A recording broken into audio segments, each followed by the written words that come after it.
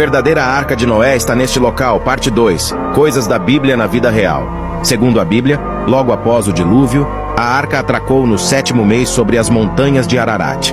Mas, para contarmos a história completa, vamos voltar ao ano de 1948, onde habitantes de uma vila próxima às montanhas do Monte Ararat, no leste da Turquia, relataram que um terremoto movimentou as montanhas, revelando de repente uma silhueta muito semelhante a uma embarcação de grande porte.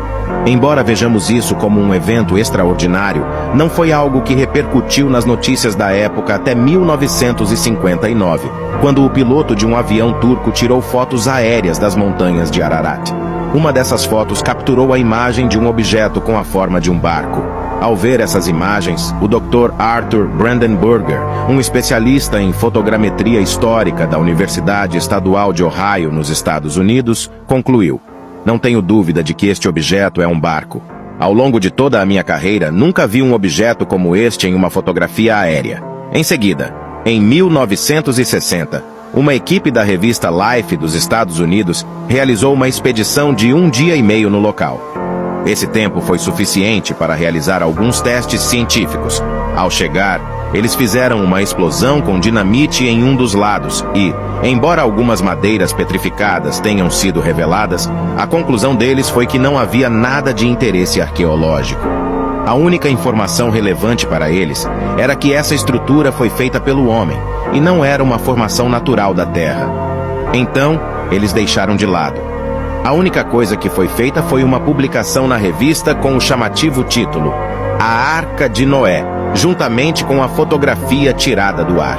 Esses pesquisadores nunca imaginaram que a revista chegaria até Ron Wyatt, um aventureiro americano conhecido por ser um cristão fervoroso e apaixonado por provar que as histórias da Bíblia eram completamente reais.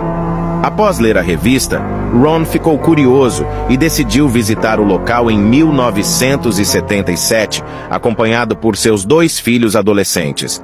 Eles não sabiam por onde começar a procurar na vasta área, e só tinham 3 dias na região. Então, Ron e seus filhos começaram a orar para que Deus enviasse algum sinal.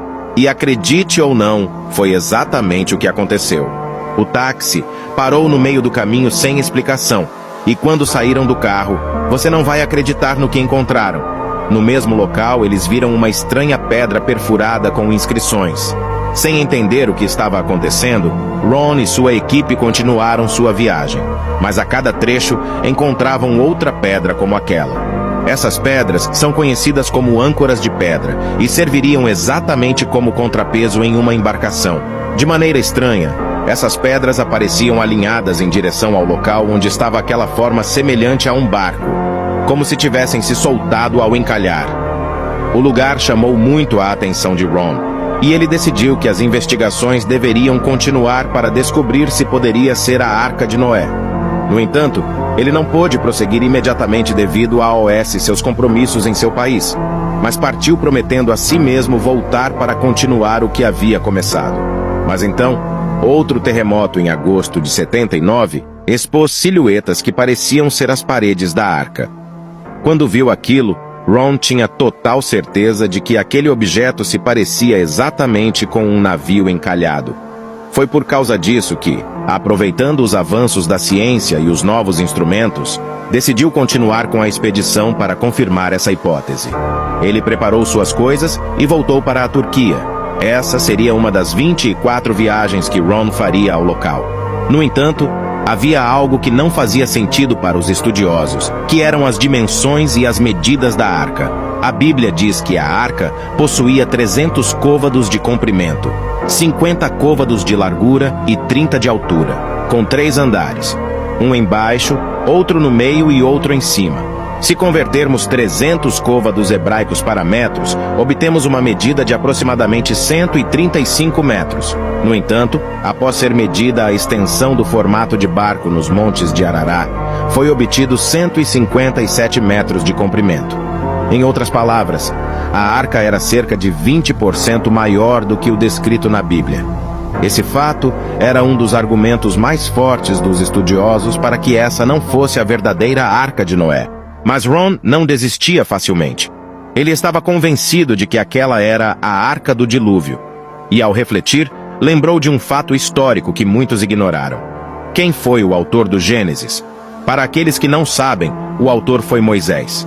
Embora Moisés fosse hebreu, ele foi criado e educado pelos egípcios. Teria sentido pensar então que Moisés não conhecia as medidas dos côvados hebreus, mas sim dos côvados egípcios, pois são duas medidas completamente diferentes, o que exigia fazer a conversão novamente. E 300 côvados egípcios em metros equivalem a exatamente 157 metros. Essa é a exata medida dessa estrutura em forma de barco no Monte Ararat. As dúvidas foram diminuindo. Esse cristão arqueólogo, por vocação, estava chocando o mundo ao provar cada vez mais que estava certo sobre a origem dessa silhueta. E a maior descoberta ainda estava por vir. Ron não fazia ideia do que estava prestes a encontrar.